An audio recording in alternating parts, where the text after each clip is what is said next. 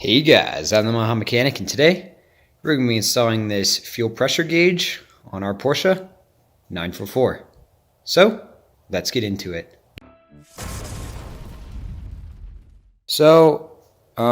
Recently I've been having issues with the car not starting, and I think it's going to be a intake system problem with vacuum leaks and whatnot. But through the process, I've seen how critical fuel pressure is. So if you're not going to have fuel pressure, then the car will not run. So I'm just going to add this as an added safety measure to ensure that we have fuel pressure and to help cross off the fuel system as part of my problems that I'm having diagnosing this car. So if you're wondering where I got this gauge, you can check the link down in the description. It's from Lindsay Racing. They make a kit for the S2s, 924Ss, 944s, and the 951s or the 944 Turbo. And this is the one I have. So basically, the way this is going to be set up, you can see here, we're going to take off this end cap here and replace it basically with this gauge. And Lindsay sent a adapter for this, which is why I bought this kit. I thought it was kind of cool. Here's the adapter. And if you know anything about this, if you've taken this off, you know that it seals with a ball bearing, a big ball in there. It uses that to seal. And this one, as you can see on this side, I'm getting this on for you. You can kind of see that it kind of uses the same design. If you see that little ball in there. I mean, it's not really a ball. It's just the kind of like a semi-sphere. Looks like a ball. But that will ensure that it is locked in place. So, yeah. Nothing left to it but to do it. Let's get started. So, this job is going to be pretty simple. I ran out of shop towels, so I'm going to be using pee pads. I had these in the shop laying around. They're pretty useful. They are super absorbent, so yeah, we're going to be using this. You're also going to need some Teflon tape just to put on the end of the gauge to make a nice seal through the threads, because I don't think the threads go all the way into the gauge. They stick out some. So Teflon tape to keep that pressurized seal nice and good. Alright, now 3/4 nut on the end.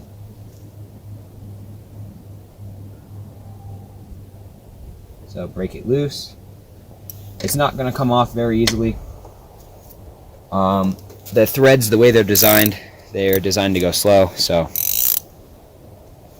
yeah, I have a ratcheting wrench to help me out with this.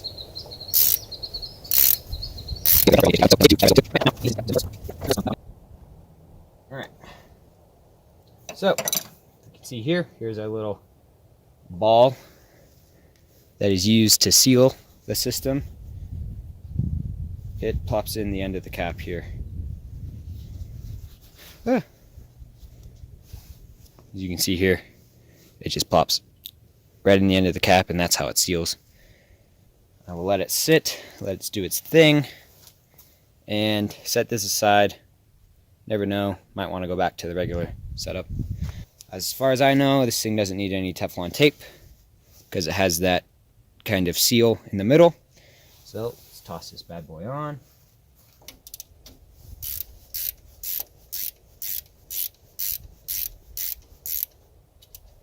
Now I'm going to leave it a little loose just because we want the gauge to be facing straight up and down, perpendicular to the ground, just because that's pretty much the only way we're going to get accurate readings. So I'm going to leave it a little loose so I can spin that once I get the gauge tight and tighten it up where I want it to be. But now it's time to put some Teflon tape on our gauge here. It comes with this rubber band around, this is the valve. You want the valve always to be face up on the car, so that's why we have it 90 degrees from the ground. So I want to put some Teflon tape on these threads here just to ensure a good seal. Alright, this should ensure a leak-proof seal. Get this back there. Okay, so make sure that's on there nicely. And now we can start threading this on. So this is what it looks like on the car. Our wires are not going to be able to use this clip here. The bottom one's in. I think I can just sandwich it between the gauge. But yeah, so if you're getting this, just know there's going to be some clearancing issues with your clips here, if you even have those anymore. But yeah, so that is what it looks like from the front. This is what it looks like from the side, from the top. Doesn't look too bad. I like this gauge because it looks kind of 80-esque. Just the way the numbers are, looks very 80s to me. But it doesn't really stick out like a white one would. That's why I went for the black one. Kind of blends in a little bit. But yeah. So now I'm going to try to start it. It's not going to start. I just want to see if we're going to have fuel pressure or any leaks. So I will reinstall our thing here. Because if it's going to leak, it's going to leak from there. So yeah. I'm going to set up the camera here and turn over the car.